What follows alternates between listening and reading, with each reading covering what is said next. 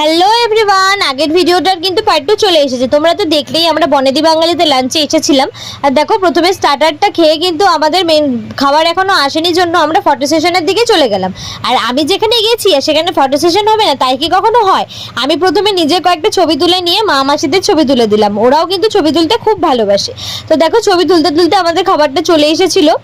তাই আমাদের দেখো মেনুতে কি কি ছিল। প্রথমেই ছিল ফ্রাইড রাইস, ভাত, ডাল, শুক্তো, অনেক রকমের ভাজা, স্যালাড, চাটনি, পাঁপড়, পনির, আর আমার সব থেকে প্রিয় মাটন আর ইলিশ মাছ। আচ্ছা, আগে এটা বলো তো, কে কে শুক্তো খেতে ভালোবাসো? আমি কিন্তু ভীষণ ভালোবাসি শুক্তো খেতে। আর আমরা বাঙালিদের তো অন্যতম প্রিয় খাদ্য শুক্তো। আগেকার দিনে যখন ছেলের জন্য মেয়ে খুঁজতে যাওয়া হতো, তখন নাকি অধিকাংশ শাশুড়িরাই সেই মেয়েকে জিজ্ঞেস করতো যে তুমি শুক্তো রান্না করতে পারো তো। যাই হোক, আমাদের ভুরিভোজ কমপ্লিট। এবার আমরা চলে যাই বাড়ির দিকে। ভিডিওটা কেমন লাগলো অবশ্যই জানাবে, আর আমার চ্যানেলটিকে সাবস্ক্রাইব করে দিয়ে আমার পাশে থেকো।